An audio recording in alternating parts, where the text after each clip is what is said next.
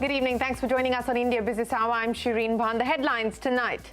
Staring at under-recoveries of more than 1 lakh crore rupees, oil marketing companies are likely to seek the government's intervention. Industry sources say they need a price hike of up to 15 rupees a litre of diesel to bridge the under-recoveries. That's the big CNBC-TV18 exclusive tonight. Elon Musk's $44 billion acquisition of Twitter is nearing closure. Reports suggest Musk has informed his co-investors to help with funding to wrap up the deal by this week. Google's parent company Alphabet misses estimates in the third quarter due to a decline in advertising revenue. Microsoft also reports weaker revenue from its cloud business and warns that full-year revenue growth could be soft.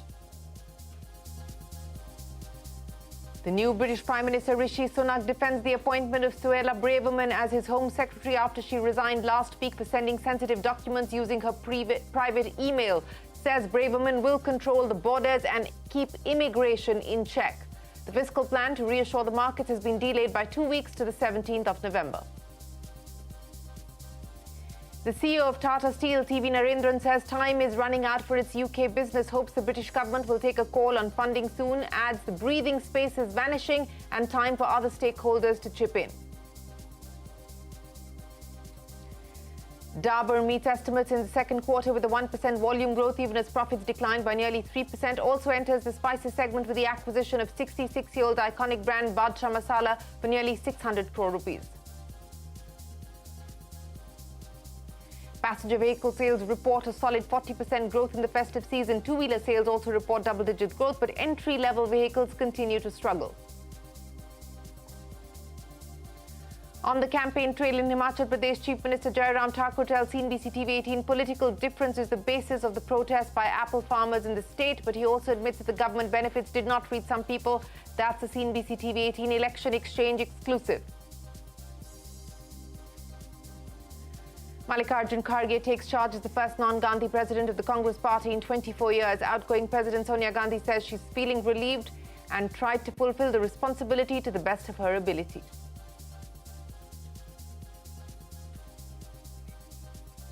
Well, let's start with the big CNBC-TV18 exclusive tonight. Industry sources tell CNBC-TV18 that oil marketing companies are grappling with huge under-recoveries to the tune of over 1 lakh crore rupees by selling fuel and LPG at current rates. The industry is likely to approach the government seeking relief. Sapna Das is standing by with the details. Sapna, take us through what the current under-recoveries are, for instance, on diesel, and more importantly, what could be the options before the government? The balance sheet of oil marketing companies is under tremendous pressure because of soaring international prices and the price freeze in the domestic market. According to industry estimates, the backlog of under-recoveries on fuel and LPG is pegged at a massive 1 lakh crore. Hit by these mounting under-recoveries, government-owned fuel retailers like IOC, BPCL, HPCL may very soon be knocking on the government's doors for an intervention yet again. The government, of course, just this month agreed to give 22,000 crores to the OMCs on LPG under-recoveries. This direct fiscal support for OMCs for LPG losses was possible since the LPG price is regulated. But it makes good only a part of the problem. To come out of this dire situation, industry is now estimating a 10 to 15 rupees price increase, particularly on diesel. The other option is the government lowers the excise duty, but only for oil marketers. The duty cut is not passed on to the consumers by way of lower prices. However, the realization for the OMCs goes up through this method. Even the option of a calibrated increase in fuel prices may be considered only from next year onwards. High inflation and state elections in the current calendar will work against any talk of a price hike at this stage. All in all, there are too few options to bring the balance sheets of OMCs back to life. Direct fiscal support to the OMCs on fuel under-recoveries is not possible as petrol-diesel prices are deregulated, so to speak. But eventually, the government will have to take a call on either a price increase or lowering excise, or maybe even a combination of both. All right, Sapna, many thanks for joining us. That is the big CNBC-TV18 exclusive tonight. Oil marketing companies under pressure. On to the big global earnings. Google's parent company Alphabet missed market estimates for quarterly revenue. The drop comes as advertisers were cut back on their spending amidst an economic slowdown. Total revenue coming in at over $69 billion in the third quarter versus analyst expectations of more than $70 billion. From one tech giant to another, Microsoft surpassing street estimates both on the top and bottom line. However, the company's cloud revenue was lower than expected, indicating that the full-year revenue growth could be softer. On guidance, the company sees $53 billion in revenue for the next quarter, which is around $3 billion lower than street estimates. Deutsche Bank reporting a better-than-expected jump in its profits for the 9th straight quarter despite high interest rates and a volatile market. The company has reported a net income of over $1 billion, revenue rising 15% year-on-year to nearly $7 billion. The bank's CEO said that they are well on track to meet the 2022 goals. Back home, FMCG player Dabur met street estimates with second quarter numbers with a 1% volume growth, even as profits declined by nearly 3%. The company has also announced that it will acquire a 51% stake in Badshah Masala for over 587 crores. The acquisition is expected to be completed before the 31st of March. The big global story hours after taking over as the Prime Minister of the UK, Rishi Sunak got down to business with the cabinet reshuffle. Now, while he has removed several ministers from the Truss cabinet, Sunak brought back two prominent faces who were sacked by the former Prime Minister, including Dominic Raab as the new Deputy Prime Minister and Suella Braverman as the new Home Secretary. Answering questions by opposition party members in Parliament today, Sunak defended Braverman's return, saying she has acknowledged her mistake and has also apologised. He added that Braverman is going to be focused on controlling our borders and not unlimited immigration. In his first address, Sunak has also warned of difficult decisions ahead. He was expected to unveil the economic vision on the 31st of October, but that has now been delayed and it will be on the 17th of November, so a delay of 2 weeks. Among his first moves, the Prime Minister made phone calls to US President Joe Biden and Ukrainian President Zelensky. Take a look. The Home Secretary made an error of judgment, but she recognised that. She raised the matter and she accepted her mistake.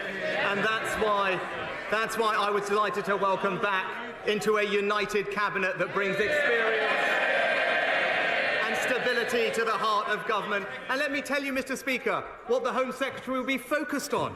She'll be focused on cracking down on criminals, on defending our borders, while the party opposite remains soft on crime and in favour of unlimited immigration. His debut as Prime Minister taking questions in Parliament, that is Rishi Sunak. Now, according to a survey by u.gov, just 25% of Britons expect Sunak to be a great or even a good Prime Minister, but 68% expect him to do a better job as Prime Minister than Liz Truss. Sanjay Suri brings us a report on how Indians in UK are reacting to Sunak's victory. What are we ready for? Rishi! What are we ready for? Rishi! Rishi Sunak fans gathered outside Parliament on Tuesday to celebrate his prime ministership in the good old Indian way. He's going to bring the whole community together, bring all the Conservative Party together and make it a success. We are going to win the next elections as well. You want me to have a laddu as well? Wow. There we are. This is for you, Rishi. Many gathered here had campaigned long for Rishi Sunak. One of the questions I asked him, I said, you are so rich, your family is so rich, why are you wanting to be a Prime Minister of this country? He said, Vivek, Narayan Murthy, he's his father, Infosys guy is his father-in-law. He said, he told me, Rishi, you have so many good ideas, but these ideas will always not germinate until unless you are in power. These politicians hold a lot of power. If you join politics, do the changes which you want, it will be the best for any country. We are ready for Rishi Sunak clearly has fans going beyond Britain. Congratulations, Rishi. I'm so thrilled that you become the Prime Minister. I've always looked at you from where I've come. I've come from New Zealand, and now I can't believe you're the PM. This is really good news. It wasn't that long back that a group of Indians were gathered here at Westminster Square and promising Rishi Jeeta to Laddu Bantenge. I don't see them here, but there are lots of others here, and what's more, the Laddus are here. Well, plenty of excitement there in the diaspora. Now, as Rishi Sunak makes his first moves, the CEO of Tata Steel says time is running out for the company's UK business. Speaking exclusively to me, TV Narendran, the global CEO of Tata Steel, said the breathing space is vanishing. He hopes the UK government will take a decision on funding soon. Conversations are currently on. Take a look. I think there's a new government, so we'll wait for the new government to be in place, and we will continue the conversations that we've had with the previous governments, and I think we will look forward to an early resolution, because obviously with high energy costs and the economic situation in Europe, the business, which is inherently fragile, will struggle going forward unless we take some calls very quickly. And I would imagine that these are difficult calls that will have to be taken.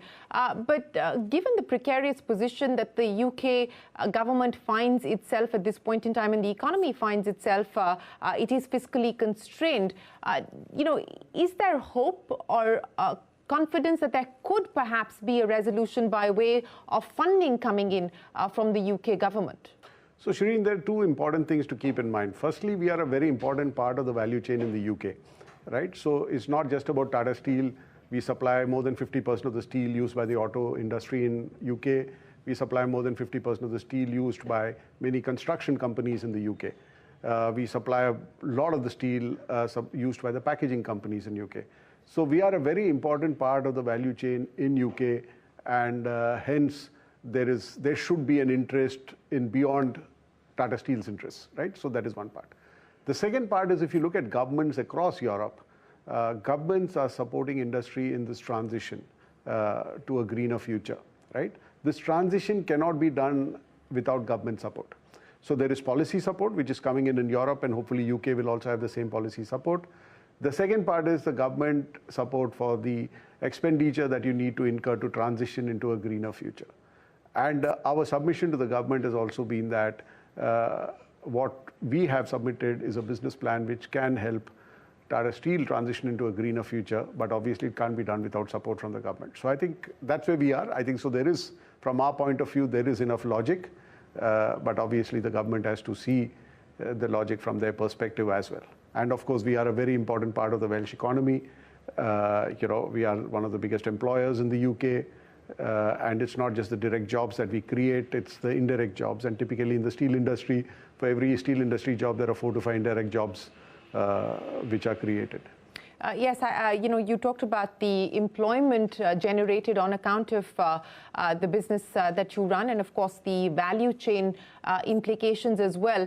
But as part of this business plan that you have submitted, and given the current predicament that the business finds itself in, what is the kind of financial support that you expect from the UK government to be able to turn this around? No, I don't want to get into specifics of that, but generally the ask from most steel companies to their governments across Europe is at least 50% of the capex that needs to be spent needs to be supported by the government.